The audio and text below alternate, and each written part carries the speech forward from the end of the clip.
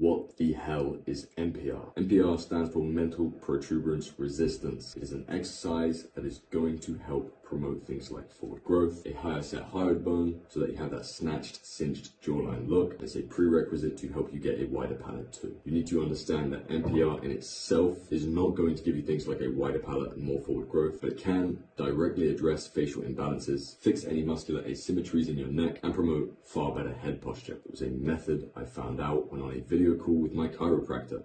He studied bones and joint suture theory for the last 30 years. I spent hours firing questions at him that all of you guys had in this looks maxing space, seeing what works, what doesn't work. He deduced this to be one of the most important exercises when it comes to symmetry, increasing the strength of your supra and infrahyoid muscles, which I'll touch on in a sec. The exercise will help raise your hyoid bone and overall promote a healthier, stronger, more attractive face and neckline. So how does one do it? It's called mental protuberance resistance because your mental protuberance is the name for your chin bone, and you're going to be applying resistance to that in repetitions, opening and closing your mouth with the resistance coming from your thumbs. You want to place your thumbs underneath your chin. I personally like to put my hands together, looks like I'm praying, and I press the base of my index fingers against the front of my chin for stability, like so. Then, to complete the repetitions, you just want to open and close your mouth while providing moderate resistance with your hands. The repetitions should look more or less like this. So what is it doing when you're doing this?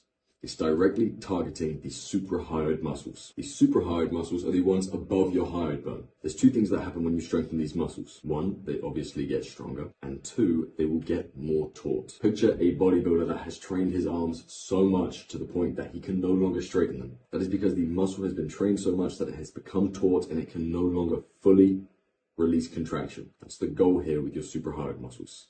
You want them to become tight. When they become tight, they're going to be suspending your hyoid bone higher all the time, naturally, without you having to think about it.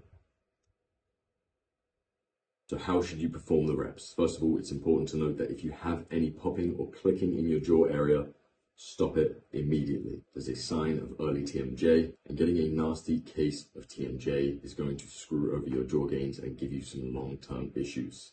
Listen to your body. If it feels like it hurts, don't do it. But if you are just starting out and you have a weak neck, I would recommend using light pressure with your hands and doing about 20 reps, resting for about a minute in between for 5 to 8 sets. As I said, listen to your body. As you get stronger, as you progress over the next coming weeks, you can increase the pressure, the number of reps, or the volume of sets, so that over time you can progressively overload these muscles. Now, understand that this itself is not going to give you forward growth. The forward growth is going to come from maxillar development. It relates back to joint suture theory. Your skull has sutures all over it. Contrary to popular belief in this community, your sutures are still not fused until around 20 to 25. Yes, it may be harder to see results if you're upwards from 17 or 18. As you may have seen, I was able to achieve pretty substantial results in just 3 months of doing this at 18 years old. So, understand that when your suprahyoid muscles get strengthened, your hyoid bone lifts, but you will be able to hard mew more frequently and more firmly.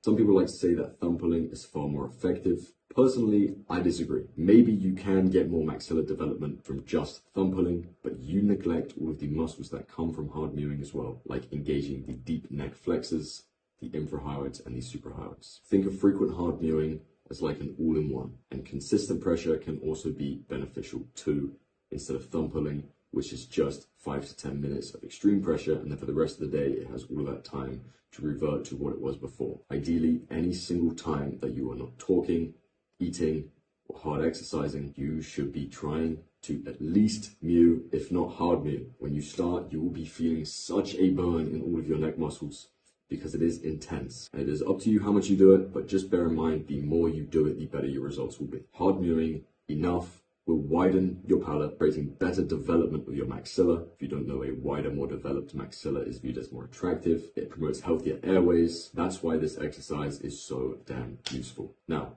you should make sure that anytime you do strenuous exercise on things like your neck, you are fully warmed up. Ideally do it at the end of a workout. You want to mitigate the risk of injury as much as you can. And also take some time separately from the exercise throughout the day to stretch your neck muscle. There's really no right or wrong way to go about it as long as you're listening to your body. When you start this, you will be engaging muscles you have most likely never worked before. So take it slow, listen to the stretches your body is telling you that it wants, and by building consistent, sustainable habits, you can see real progress within a matter of months. As always, if you have any questions, let me know. Best of luck, gang.